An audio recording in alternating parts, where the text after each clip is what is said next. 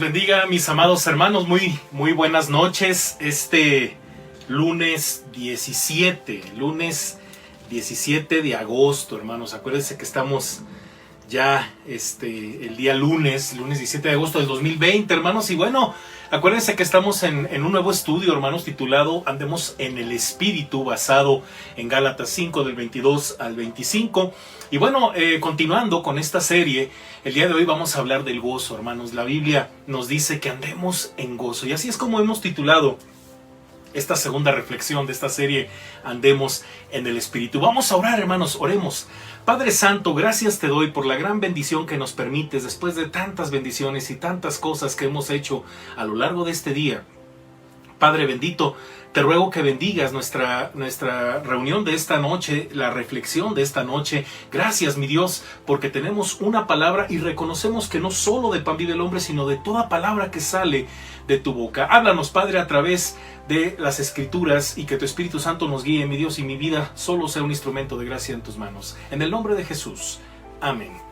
Amén, hermanos. Y bueno, le quiero invitar, recordando, ¿verdad?, lo que dice Gálatas 5:22, cuando dice: mas el fruto del Espíritu es amor, gozo. Hasta ahí, hermanos. Poco a poco lo vamos a ir completando estos versículos que son muy hermosos, que es de donde vamos a partir de manera general con el tema general de andar en el Espíritu. Pero en esta ocasión, hermanos, vamos a hablar de andar en gozo, andar gozoso o andemos gozosos, ¿verdad? Entonces, prepárese con el pasaje de Filipenses, hermanos, la famosa carta, la carta del gozo. Y quiero mencionar sobre todo el versículo 4 del capítulo 4, que dice: regocijaos en el Señor siempre.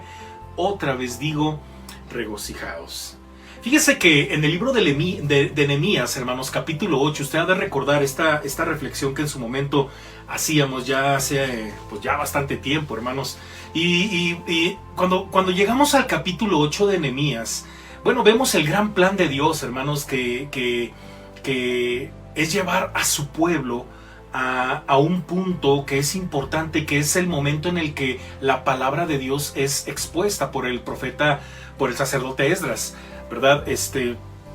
Y tal parece que todo lo que ocurre en ese libro tan maravilloso de Nehemías, el liderazgo de Nehemías, es para llegar a ese punto, ¿verdad?, en el que el pueblo necesita escuchar la voz de Dios. Y bueno, hoy no es la excepción, hermanos. Estamos reunidos para escuchar la palabra. Y bueno, el pueblo hebreo, con el liderazgo de Nehemías, levantó las murallas con todo en contra.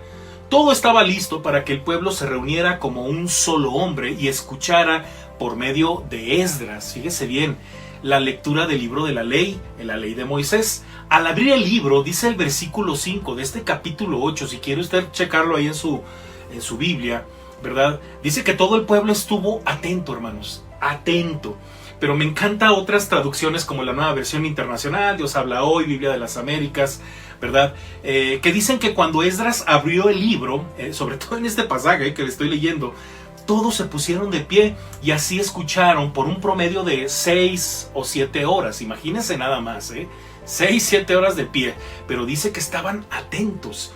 La lectura del libro de la ley de Moisés fue leída y el pueblo estuvo atento, pero lo hizo de pie, hermanos. Entonces Nehemías los despidió y les dice algo muy hermoso: ya pueden irse, coman bien, tomen bebidas dulces y compartan su comida con quienes no tengan nada, porque este día ha sido consagrado a nuestro Señor. No estén tristes. Luego me encanta lo que dice: pues el gozo del Señor es nuestra fortaleza. Así es, hermanos. Por eso vamos a abordar este tema, porque es muy importante, hermanos, el tema del gozo. La semana pasada hablábamos del amor, andar en amor, y por qué podemos andar en amor. Y todo esto es un asunto espiritual, hermanos, porque esto es fruto del Espíritu, el amor. En esta ocasión es el gozo. Mire que como fruto del Espíritu Santo, el gozo no se fuerza en producirse. O sea, no es algo que yo tenga que, a fuerzas, ¿verdad? Yo voy a estar gozoso a fuerzas. No, hermanos, sino más bien es el resultado de vivir día a día dependiendo de Dios y su poder. Y es que básicamente eso es con todas las características del fruto del Espíritu. Y bueno, en esta ocasión debemos poner nuestra atención en el gozo que produce estar tomado de la mano de Dios. Bueno, el salmista dice: con convicción en el Salmo 118:24. Este es el día que hizo Jehová. ¿Cómo? Nos gozaremos y alegraremos en él. El gozo es una promesa de Dios que puede ser obtenida en tanto dependemos de él y hagamos a un lado todo aquello que destruye nuestra relación con el Señor. Y no cabe duda que uno de los más serios cánceres del alma tiene que ver con la horrible molestia que produce en la vida el sentirse víctima de los demás. Porque no va a faltar qué o quién nos quiera arrebatar el gozo. Pero acuérdese lo que leímos hace ratito de Filipenses 4:4, regocijaos, otra vez digo, regocijaos. De hecho, mire, el Salmo 37:8, fíjese bien cómo dice, Él refrena tu enojo, abandona la ira, no te irrites, pues esto conduce al mal. Bueno, pues no dejemos que nada ni nadie nos quite el gozo, mejor sigamos el camino del gozo, ¿verdad? Y andemos gozosos, hermanos, pero bueno, vamos a ver de qué manera podemos experimentar esta bendición, porque es una de las bendiciones que usted y yo recibimos, ¿verdad? Como un derecho de nacimiento cuando fuimos redimidos por Cristo, ¿verdad? Por su evangelio. Bueno, como cristianos debemos aprender a estar por encima de toda clase de circunstancias, tal como lo hizo el apóstol Pablo, en medio de un mar embravecido de problemas. Cuando leemos, por ejemplo, las cartas de Pablo, pero no se diga, ¿verdad? Del capítulo 13 en adelante, bueno, desde el 9, cuando Pablo recibe a Cristo, ¿verdad? Que empieza a ser perseguido, pero a partir del 13 en adelante, pues nunca vemos a un Pablo cómodo, o sea, no vemos a un Pablo, ¿verdad? Desde una suite, ¿no? Desde la comodidad de su casa, ¿verdad? Escribiendo cartas, dando consejos, no. Pablo lo vemos todo el tiempo con el agua hasta el cuello, hermanos. Por eso, como cristiano, debemos aprender a estar por encima de toda clase de circunstancias, tal y como Pablo lo hizo. Mire que el apóstol Pablo experimentó cosas sorprendentes en cuanto a tratar con el sentimiento de sentirse víctima, ¿verdad? Porque de repente no falta quien nos hace daño, no falta quien nos lastima, no falta quien quiere humillarnos, no falta quien quiere, según ellos, ¿verdad? Demostrar que estamos mal o lo que tú quieras, pero de una manera hiriente, ¿verdad? Bueno, hay gente que dice, no, es que no es que te ofenda, es que es una, como dicen, es un consejo, ¿verdad? O es una crítica constructiva, ¿verdad? Pero bueno, a veces es más destructiva que constructiva. Bueno, entonces, pero ¿cómo hacerle para no sentirnos víctimas, hermanos? Porque eso no lo vamos a poder evitar. Si usted es de las personas que espera que un día, mientras el Señor viene, las personas sean buenas y que después de esta pandemia la gente sea mejor, olvídese. O sea, no vamos a poder evitar lo que la gente cuya naturaleza caída hace. Y a veces nosotros mismos como cristianos cometemos el error de hablar de más o decir cosas que hieren a otros. Pero ¿cómo podemos hacer para que nadie le arrebate el gozo? Usted no se sienta la víctima y diga, no, pues es que no se puede, las personas son muy complicadas. Bueno, vamos a poner atención a lo que pasó con el apóstol Pablo. Mire que Proverbios 17:22 dice, el corazón alegre constituye buen remedio, mas el espíritu triste seca los huesos. El gozo es una elección, hermanos. Nosotros podemos elegir dejar de ser víctimas y levantarnos en la victoria del gozo del Señor. Hablo mucho de la cuestión de ser víctimas, hermanos, porque, bueno, en el ejemplo que ahorita vamos a meditar rápidamente, Pablo, ¿verdad? Pudo haber dicho, pues soy víctima de las circunstancias, Dios, no se puede. Pero bueno, Pablo no se detuvo, él siguió adelante. ¿Por qué? Porque no se sintió víctima de las circunstancias. Mire que la carta del gozo, como ya lo dijimos desde un principio, es una carta escrita por Pablo desde la prisión, hermanos. Recuerde, la carta a los filipenses es una carta escrita desde la prisión. Y este autor, ¿verdad? Por un autor que nos enseña a caminar con gozo pese a las circunstancias más ácidas de la vida. Pablo, autor de uno de los versículos más usados, al menos por mí, hermanos, para alinearnos en medio de las circunstancias difíciles. ¿Se acuerda? Romanos 8:28, ¿verdad? Como que ese pasaje nos da perspectiva, ¿verdad? De repente estamos que nos torcemos en todos los sentidos y repetir o recordar Romanos 8:28 como que nos alinea, nos pone derechitos, ¿verdad? Y sabemos que todas las cosas que dice, y sabemos que los que aman a Dios, todas las cosas les ayudan a bien. Esto es conforme a su propósito son llamados, ¿verdad? Algo así, Romanos 8:28. En Filipenses nos abre Pablo su corazón y desde una prisión en Roma nos guía a no ser víctimas, sino a revestirnos del gozo del Señor, porque como le dijo Nehemías, ¿verdad?, a toda la multitud, el gozo es nuestra fortaleza. Es nuestra fortaleza, el gozo del Señor es nuestra fortaleza, así es. Entonces veamos algunos principios que nos ayudarán a andar en el gozo del Señor. Y esto es breve, hermanos, vamos a tratar de hacerlo de tal forma que quede claro, ¿verdad?, todos estos principios. Número 1, el gozo del Señor, hermanos, viene cuando confiamos, aun cuando se es una víctima, porque puedes decir, soy víctima, y sí, a lo mejor tienes razón, pero tú decides. Mira, el apóstol Pablo escribe lo siguiente: hermanos, quiero que sepan que en realidad lo que me ha pasado ha contribuido al avance del Evangelio. ¿Sí? Ha contribuido al avance del Evangelio. Es más, se ha hecho evidente a toda la guardia del palacio y a todos los demás que estoy encadenado por causa de Cristo. Gracias a mis cadenas, ahora más que nunca la mayoría de los hermanos confiados en el Señor se han atrevido a anunciar sin temor la palabra de Dios. Lo estoy leyendo en la Nueva Versión Internacional, hermanos. Y mire, para Pablo, hermanos, al menos en esta carta, observamos que él veía todas las cosas como una oportunidad de que el Evangelio corriera con más fuerza y que su vida fuera una bendición a los demás. Y esto es increíble, hermanos, porque cualquiera diría, bueno, estoy en prisión, no puedo hacer nada. Bueno, estoy hospitalizado, no puedo hacer nada. Yo me acuerdo, hermanos, esto es una anécdota muy bonita. El hermano Gustavo, creo que estaba hospitalizado y se puso a evangelizar a medio mundo, hermanos.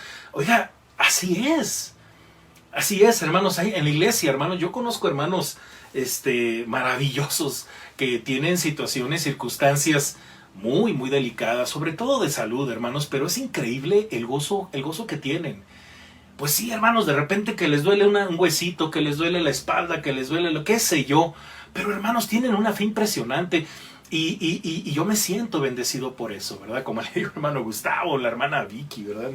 Mis respetos. Y es que hay que aprender, hermanos, hay que aprender, como el apóstol Pablo, por encima de las circunstancias, a mantenernos gozosos y entender, hermanos, que las circunstancias siempre son oportunidades para crecer, para bendecir a alguien más, pero sobre todo para predicar el Evangelio, ¿verdad? Y bueno, detrás de este pasaje, hermanos, que acabamos de leer de Filipenses, ¿verdad? Porque estamos en Filipenses 1, hermanos, ¿eh? Estamos en Filipenses 1 y yo lo que leí fueron los versículos del 12 al 14.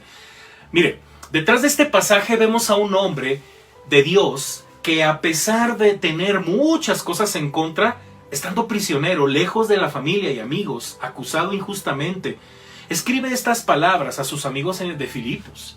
Pablo tenía suficientes argumentos que podían haber hecho de su vida un monumento a la lástima, ¿verdad? Bueno, sin embargo, él veía todas las cosas como una oportunidad de que el Evangelio corriera con más fuerza y que su vida fuera una bendición para los demás. Pablo tenía una extraña costumbre que nosotros deberíamos desarrollar, hermanos. En vez de contar sus contratiempos, contaba sus bendiciones. ¡Qué bendición, hermanos! ¡Qué hermosa! Recordemos rápidamente, hermanos, el caso de José. Mire, rápidamente. Muchos años antes, sus hermanos lo habían despojado de todo, y cuando tuvo en sus manos la oportunidad de vengarse de todo el mal propinado, porque acuérdense que los hermanos lo venden, hermanos, le tuvieron tanta envidia, lo odiaban, porque era el consentido, hermanos, era el consentido de su padre, literalmente, hermanos. Entonces estos lo venden como cualquier cosa barata, ¿verdad? 20 piezas de plata, ¿no? Allá a los ismaelitas, ¿verdad? Y luego estos lo venden como esclavo a Potifar allá en Egipto, y bueno, así es como llega a parar José, incluso llega a parar el pueblo hebreo, ¿verdad? Bueno, esto es toda una historia muy interesante. Pero mire, José teniendo el sartén por el mango, hermanos, cuando leemos ahí en Génesis 50, versículo 20, Génesis 50, versículo 20, José les dice algo muy interesante. Les dice, es verdad que ustedes pensaron hacerme mal, pero Dios transformó ese mal en bien para lograr lo que hoy estamos viendo, salvar la vida de mucha gente. Y es que acuérdese que hubo una gran hambre, ¿verdad?, en el país, sobre todo alrededor. Y pues obviamente la gente fue al país más poderoso en ese tiempo, Egipto. Y José ya era un gobernador, era una persona que administraba los bienes de Egipto, ¿verdad? Dios le dio gracia delante del faraón. ¿Y qué cree? Pues llegan los hermanos allá a pedir pues que les vendieran grano, ¿verdad? Y resulta que ahí se da el encuentro. Bueno, es una historia maravillosa, hermanos, hay mucho que leer. El salmista expresa, hermanos, su alegría sincera delante de Dios porque finalmente reconoció que la mano de Dios lo había librado y su sustento con poder, ¿verdad? Cuando dice, bendito sea Jehová, que oyó la voz de mis ruegos. Jehová es mi fortaleza y mi escudo, en él confió mi corazón y fui ayudado, por lo que se gozó mi corazón y con mi cántico le alabaré. Muy bien, hermanos, ahí tenemos el pasaje, ¿verdad? Entonces, número 2, hermanos, gocémonos, ¿verdad? Acuérdese lo que dijimos. Número 1, el gozo del Señor viene cuando confiamos, aún cuando se es una víctima. Cuando confiamos en Él, hermanos, cuando confiamos en el Señor. Gocémonos en el Señor, hermanos, pese a los demás. Versículos del 15 al 18 del capítulo 1 de Filipenses. Acuérdense que estamos leyendo ese pasaje. Es cierto que algunos predican a Cristo por envidia y rivalidad, pero otros lo hacen con buenas intenciones. Estos últimos lo hacen por amor, pues saben que he sido puesto para la defensa del Evangelio.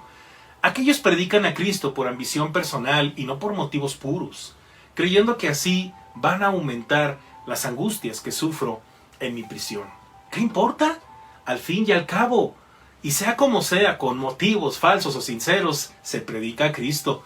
Por eso me alegro. Es más, seguiré alegrándome más. Ahora, aquí hay algo muy interesante, hermanos. Ahorita lo voy a mencionar, pero no pierda de vista cuando dice con motivos falsos o de sinceridad. No estamos hablando del mensaje, sino los motivos por el cual se predica el mensaje. No pierda de vista eso, hermanos. Mire que para el apóstol, hermanos, el apóstol Pablo, el gozo era algo que estaba por encima de lo que los demás pudieran hacerle.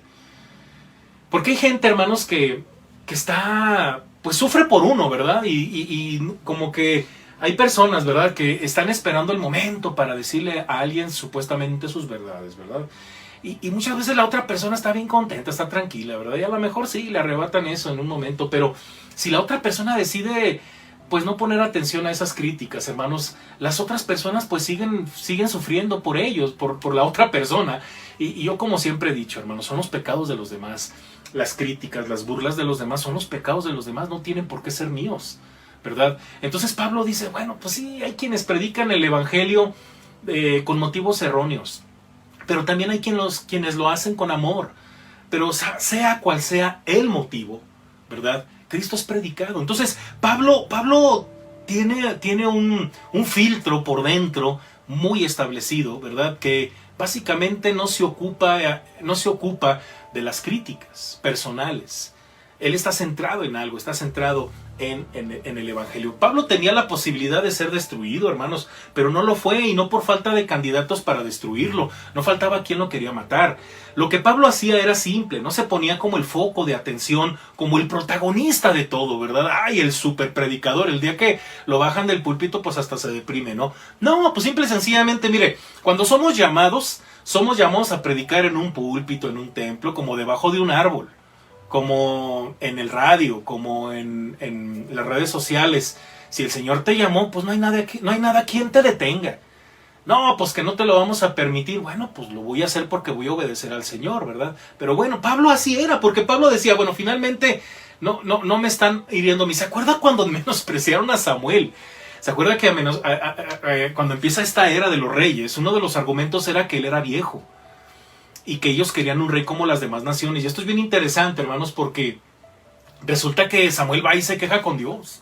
Pero Dios le dice, oye, Samuel, no es a ti a quien rechazan, o sea, ubícate. No es a ti a quien rechaza, es a mí.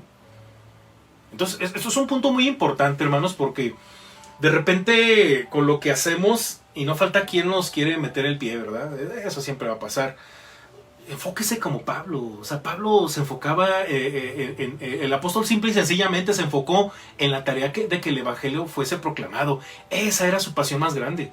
Aunque Pablo identificaba los motivos de los demás, no quedaba estancado en ellos, sino que observaba lo mejor de todo. Uno de los ladrones del gozo, hermanos, es cuando estamos viendo, ¿verdad?, los motivos de los demás. No, es que lo hace con el fin de molestar. Es que lo hace. con el motivo que sea, si va a predicar la sana doctrina, si va a predicar a Cristo, que lo haga, ¿verdad? Cuando nos estancamos, ¿verdad? En eso nos volvemos gente resentida y que cree miserable, hermanos. No, hermanos, no se estanque con eso. No se estanque que si, ay, es que esa mamá, es que ese papá, sobre todo con esta cuestión de los estudios, ¿verdad? De los niños en línea y todo esto, ¿no? No se trataba de ser tolerante ante el error. Ojo, por eso le dije desde el principio, no pierda de vista, ¿verdad?, a qué se refería Pablo. Si recordamos, Pablo les escribió a los Gálatas y se mostró indignado de que se estaba predicando un mensaje adulterado. En Filipos se estaba predicando a Jesucristo, aunque estaban atacando a Pablo personalmente. Cuando la gente altera el mensaje es preciso rechazarla, desenmascararla y corregirla, pero cuando se meten con el mensajero no hay que hacerles caso.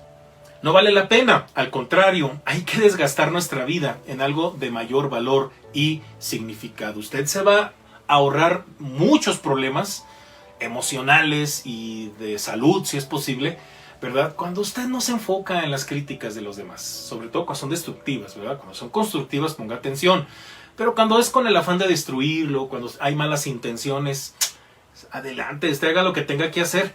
Y es más, dele gracias a Dios por ellos, porque incluso nos hacen ejercitarnos en ese sentido. Número 3, el gozo del Señor viene cuando nos llenamos de esperanza, ¿verdad? Ya van 3 cosas con esta, hermanos. Número 1, dijimos, el gozo del Señor viene cuando confiamos, aun cuando se es víctima. Usted debe de confiar en el Señor. Número 2, gocémonos en el Señor pese a los demás. Número 3, el gozo del Señor viene cuando nos llenamos de esperanza. Versículos del 19 al 20. Acuérdense que estamos leyendo el capítulo 1 de Filipenses. Dice, porque sé que gracias a las oraciones de ustedes y a la ayuda que me da el Espíritu de Jesucristo, todo esto resultará en mi liberación. Mi ardiente anhelo y esperanza es que en nada seré avergonzado, sino que con toda libertad, ya sea que yo viva o muera, ahora como siempre Cristo será exaltado en mi cuerpo. Esto es muy importante, hermanos. Fíjese bien, Pablo no estaba seguro de cómo terminaría este episodio de su vida, porque él estaba encarcelado. Sin embargo, hermanos, aún en la incertidumbre, él determinó seguir firme y lleno de esperanza. Así como Pablo, hermanos, debemos a toda costa, si queremos tener el gozo de Dios, estar concentrados en lo esencial. Él se preocupó por las cosas que verdaderamente importaban. Ahorita que está muy de moda el tema de lo esencial, ¿verdad? Que usted tiene que salir a la calle por lo esencial. Ahorita con la pandemia no puede andar pues perdiendo el tiempo, haciéndole al vivo, ¿verdad? Dicen las autoridades, lo esencial. Vaya a lo esencial, que si va a comprar víveres, bueno, pues enfóquese en eso, ¿verdad? Que si va a comprar, qué sé yo, que si tiene que ir a trabajar así como llega, regresa, lo esencial, dicen las autoridades. Bueno, hermanos, en la vida cristiana es igual. Pablo se enfocaba en lo esencial. Él se preocupó por todas las cosas que verdaderamente importaban. En su caso, la muerte podía estar a la vuelta de la esquina, hermanos. Mire, ¿quién podía detener eso? Si la muerte le llegaba, ¿verdad? Pues, ¿qué podía hacer Pablo? Pues simple y sencillamente recibirla con gusto, porque él dijo, ¿verdad? Ahorita lo vamos a meditar, pero ahorita lo vamos a reflexionar esa partecita. Pues, ¿qué era lo peor que le pudiera pasar a Pablo? Si decía, bueno, si me muero, pues ya me morí, ¿verdad? Prácticamente, pero su esperanza, hermanos, superaba toda esta situación. Pablo sabía el final y decía que las cosas resultarían exactamente como Dios le había orientado. Mire que en Hechos, ¿se acuerdan Hechos capítulo 23, 11, cuando Pablo estaba lo llevaban preso? ¿Se acuerda? Que iba en un barco con un montón de presos y soldados, y resulta que en medio del mar empieza la turbulencia, agarraron un ciclón, una cosa espantosa, ¿verdad?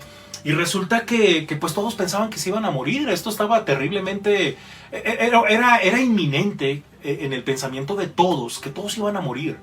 Pero resulta que Jesús se le aparece a Pablo, hermanos, y fíjense lo que le dice allá en el capítulo 23, 11.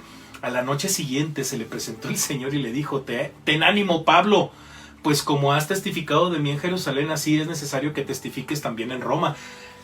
O sea, finalmente, hermanos, pues no se iba a morir. Es más, de hecho le dice que nadie se va a morir, y esas son las palabras de esperanza que Pablo le da a toda la gente que está en el barco.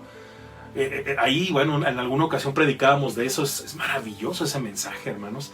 Y bueno, eso le trajo una refrescante paz Y no solamente a Pablo, sino a todos los que le rodeaban, hermanos. Y bueno, aún cosas que habían provocado dolor e incomodidad personal darían como resultado el que Cristo fuera exaltado en su cuerpo. Esto le brindó mucha esperanza. Mire que la confianza de Pablo, hermanos, Pablo tenía, descansaba en que en todo momento él compartía a Cristo abiertamente y de ello no se avergonzaba. O sea, por eso le digo, nuestro mensaje debe ser el evangelio, hermanos, porque de otra manera nos perdemos en nuestra propia vida. Mejor enfoquémonos en el evangelio. Disfrutemos el evangelio. Bueno, pues es que no hay nadie a quien predicarle, pues ore, cante, agradézcale a Dios porque fue salvo. Alábelo. Acuérdese lo que pasó allá en Hechos capítulo, si mal no recuerdo, capítulo 4, ¿verdad? 16, capítulo 16 con Pablo y Silas, que estaban pero hasta en un cepo. Y bueno, pues no había a quien predicarles. Pero ¿qué hicieron estos dos? Se pusieron a orar y a cantar. Y bueno, ya Dios se encargó de hacer cosas fuera del entendimiento humano. Hubo un temblor, y bueno, hubo salvación después. Excelente. Así es, hermanos. Entonces, mire que es raro, hermanos, pero una de las fuentes de tristeza más grandes del ser humano es cuando lo confrontan con su fe. Muchas personas han sido simplemente silenciadas por la crítica, por los ataques personales, por la autocompasión que se refleja en su rostro con los demás. Pero Pablo no deja que eso lo marcara o fuera un factor determinante en su ministerio. El apóstol siempre se mantuvo firme por el gozo que le producía la esperanza y el propósito del Señor en su vida. Y por último, hermanos, número 4, hermanos, el gozo del Señor viene cuando Cristo es lo esencial en nuestra vida. Versículo 21, capítulo 1, versículo 21, hermanos de Filipenses, porque para mí el vivir es Cristo y el morir es ganancia. ¿Sí? Si hay una declaración bien conocida en los círculos cristianos es esta, hermanos. Sin embargo, la realidad de muchos es, para mí el vivir es otra cosa. El dinero, y luego lo más terrible, ¿no? Para mí el vivir es el dinero y morir es dejarlo todo atrás, ¿verdad? Qué triste cuando no hay esperanza, cuando no es suficiente Jesucristo. Pero bueno, estamos hablando seguramente de personas que no son cristianas. Para mí el vivir es la fama y el morir es el olvido, es ser olvidado rápidamente. Para mí el vivir es poder e influencia y morir es perder ambas cosas. Una pregunta de alto calibre, hermanos, es la que nos deberíamos de hacer, hermanos, es ¿por qué estoy vivo? Y no es precisamente una pregunta novedosa, hermanos, porque esta fue hecha 1000 años antes por Jeremías. ¿Se acuerda, hermanos? Mire, Jeremías 20:18 dice: ¿para qué salí del vientre? Para ver trabajo y dolor, y que mis días se gastasen en afrenta. Fíjese bien, hermanos, en alguna ocasión un humorista inglés llamado Arthur Ashley Brilliant dijo: mi vida tiene un excelente reparto, pero no puedo entender la trama, ¿verdad? Y es que muchas personas así viven. Pues sí, toda su vida se vuelve llenarse de cosas, sentirse seguro con esto, con lo otro. Piensan que el dinero es la felicidad. Piensan que la felicidad o de que lo que trata la vida, dirá Jesús, ¿verdad? La vida del hombre no consiste en la abundancia de los bienes que posee. Acuérdense de ese joven que llega y le dice que reparta la herencia, ¿verdad? Quiere poner a Jesús como juez para que repartiera la herencia. Pero Jesús dijo: apartados de toda avaricia, porque la vida del hombre no consiste en eso. ¿En qué debe de consistir el hombre? Como dijimos, ¿verdad? ¿Para qué vine al mundo? Bueno, acuérdense, hermanos, que el propósito por el cual fuimos creados fue para glorificar a Dios. Acuérdense lo que dice Efesios capítulo 2, versículo 10, porque somos hechura suya, creados en Cristo Jesús para buenas obras, las cuales Dios preparó de antemano para que anduviésemos en ellas. Fuimos creados para glorificar al Padre, para hacer las cosas bien, para ser como Cristo, hermanos. Y bueno, esto es muy hermoso, porque si eso está en nuestra vida, hermanos, otra cosa va a suceder en nuestro corazón, en nuestro interior. Definitivamente el mundo no tiene respuestas, hermanos. Cuando el dinero es el objetivo, se vive con miedo o a perderlo y nos volvemos paranoicos. Cuando es la fama, pues nos podemos volver competitivos y envidiosos. Cuando es el poder, nos volvemos egoístas y arrogantes. Cuando el vivir son las presiones, las posesiones, simplemente nos volvemos materialistas, pensando que nunca tenemos lo suficiente. Sin embargo, para Pablo, como Pablo dijo: para mí era mucho más que todo esto, ¿verdad? Cristo. Todo lo he estimado como pérdida. Por eso él dice, porque para mí el vivir es Cristo, ¿verdad? Y bueno, si es suficiente Cristo, habrá gozo en nuestro corazón. Voy a concluir, hermanos, Mire que en este día podemos decidir gozarnos por lo que somos en Cristo, hermanos. El gozo es una promesa de Dios que no depende de las circunstancias. Tampoco depende de los demás, sino que depende de un caminar perseverante, ¿sí? Con Dios, cada día. Él amplía las dimensiones de nuestras circunstancias, hermanos. Esto nos brinda confianza. Dios nos libra de las preocupaciones por otros. Dios calma nuestros temores con respecto a nosotros mismos.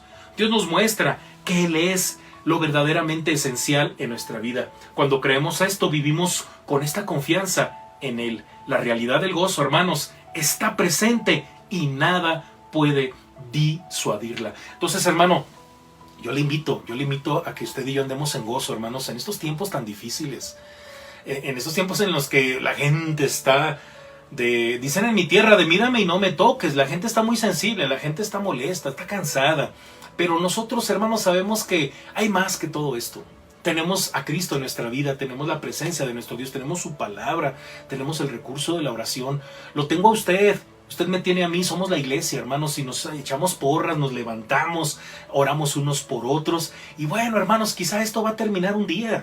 No sabemos en qué momento, pero nos dicen que en el primer trimestre del siguiente año, qué sé yo, lo que sea. Pero usted y yo tenemos una gloria venidera y eso nos da esperanza. Y esa esperanza, hermanos, ¿qué cree? Nos da mucho gozo y nos permite seguir adelante. Yo le invito, hermanos, a que se refugie en las manos de Dios y confíe en sus promesas, en su palabra. Vamos a orar, hermanos, oremos.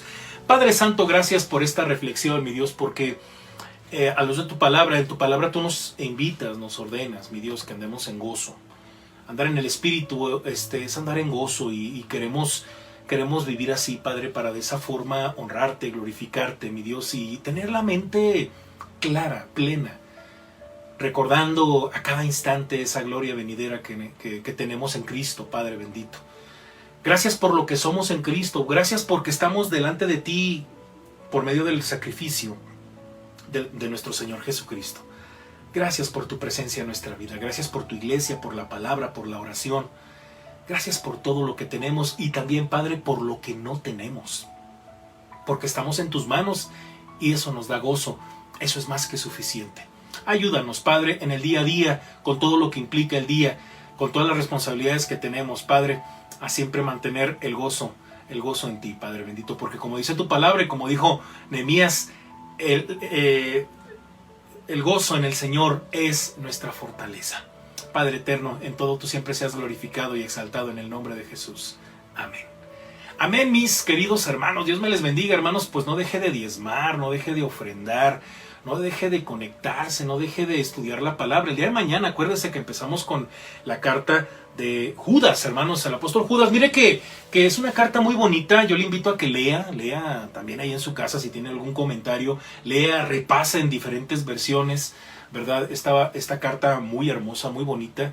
Y bueno, todavía hay tiempo de mandar comentarios, hermanos. Yo pues, agarro un versículo, mande su comentario y bueno, vamos a disfrutar de la bendición de nuestro Dios a través de la carta de Judas. Y el miércoles de Conectados, hermanos, siga mandando sus videos, siga participando. Es de gran bendición cuando lo escuchamos, ya sea leyendo la palabra, entonando un canto, mandando un saludo, platicándonos cómo Dios lo ha sustentado a lo largo de estos 5 meses, hermanos. Ya vamos para 5 meses de encierro. Y bueno, que Dios nos ayude y nos bendiga. El jueves de evangelismo, hermanos, por favor, no deje de orar por mí, que el Señor me dé palabra y me permita seguir transmitiendo mediante estos recursos. Y el viernes, hermanos, culto de oración a las 6 de la tarde en vivo por Facebook y 8 de la noche por YouTube. Dios me les bendiga, hermanos. Esto ha sido todo.